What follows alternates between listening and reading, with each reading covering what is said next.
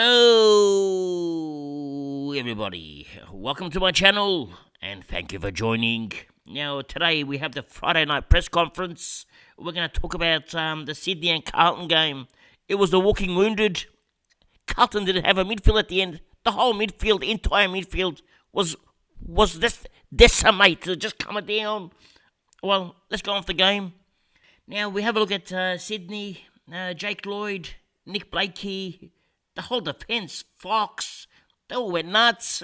All three of them went over 100. Well, Jake Lloyd go 140.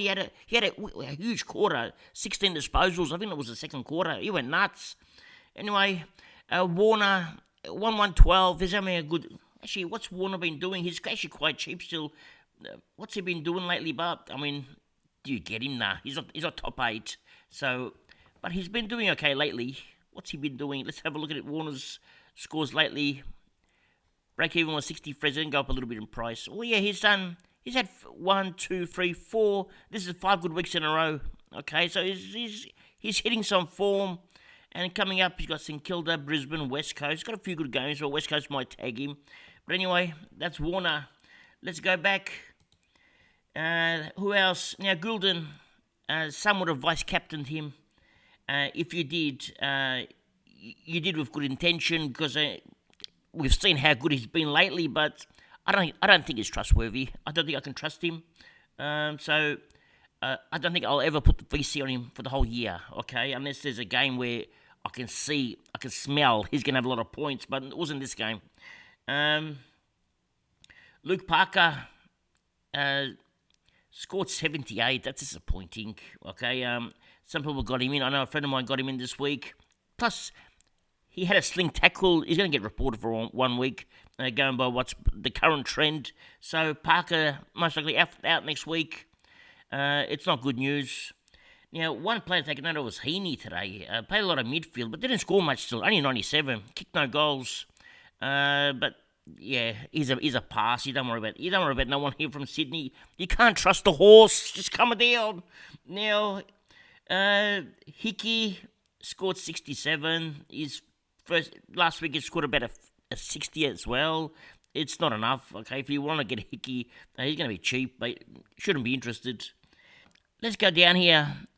McAndrew, 21. Now we need a fat cow, right? We want a big fat cow. McAndrew is not a big fat cow. We can call him a fat cow for not scoring, but he's not a fat cow. He's skinny.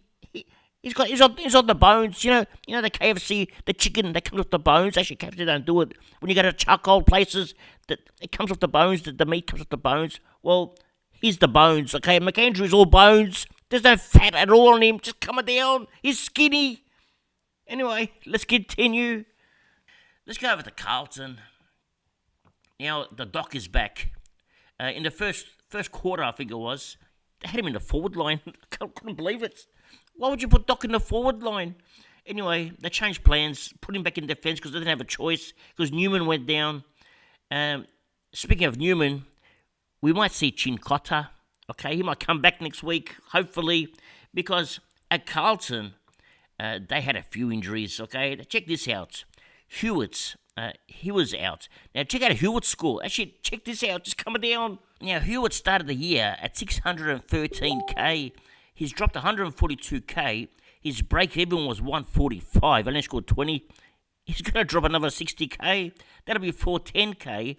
Then he has, in his scoring cycle, a 39 and a 20 in there. His projected score is going to get decimated. He's going to be around about 350k. Could be a good get, actually. It could be cheap. He's going to be out next week. So if you do get him, so if he's out next week, that's round 12. Then you got round 13, round 14. You get him in round 16, about 350k. You can just get rid of one of your rookies and get in Hewitt. It's unbelievable. 350k for Hewitt. Okay, he'll be a good your 13th primo on the bench. Well, what has he done this year? He's still okay. 89, 80. Actually, he's not that good. Just coming down. 88, 67. 65, 93, 120. Well, do you really want him? Anyway, something to consider. I don't know if I want him now. Just change my mind. Let's go back to the game. Who else was there injured? Well, we got Hewitt injured. We got Newman injured. We got Hollins out injured. What happened to Hollins? Shoulder problem. Okay, that's not good. And what happened to Newman? He had a hamstring. Okay, he's out for 3 weeks. Hewitt's out for concussion. So Newman out. Surely one of what's his name, Chincotta, has to come in now. Okay, so he's out. Also, keep in mind, Cripps looked like he was injured. Okay, Kennedy was on the bench for ages. He looked like he was injured. Plus, Chera, he didn't get reported, but he'll be out for a week as well. One of those dangerous tackles that the head hits the floor. He's gone for a week for sure. They got no midfield. It's going to be a problem next week. Might even get Cowan back next week, playing in the midfield, just coming down. Now, who else was here? Sam Walsh, 105, but apparently he didn't spend much time in the forward line. He spent it all in the midfield. So you're probably going to get him as a no DPP, only a midfielder. So if you wanted to get him as a DPP player, I don't think it's going to happen now. 105, it's okay. Who else? I mean, if you can get Walsh, you better get Butters, to be honest. Butters is clean. Walsh, 19 kicks, 12 handballs. What did he go at? Actually, it's not bad. 77%. That's actually good for him. Who else was here? Of interest, Saad. Actually, he came back, 84. He was looking terrible. He got tagged. I don't know if the tag stayed all day or not, but 84 is not too bad considering he started very slow. Yeah, Kennedy, 69. That's not good. Okay, very bad. He may get more midfield minutes next week, so he might go better next week. But if you got him in to make cash, you're not making cash. Okay, it's not working for you. And yeah, that's about it. Okay, let's continue.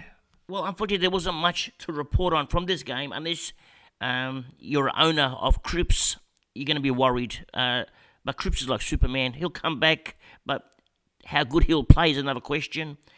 Actually, what's his price now? What's his price at? Let's have a look. Well, this is massive. His break-even was 160. Scored 77. Let's just say it was an 80. That's 80 less. A 40k drop. He'll be under 500k next week. That's nuts. That's insane. And the worst part is that going to be enough? He might lose more. Probably not. His scoring has been terrible. That one game, he had 2 good games back-to-back. People would have got excited. He was 590k then, 604k 3 weeks ago. He was 604k. All of a sudden, in 2 weeks, his prices just plummeted.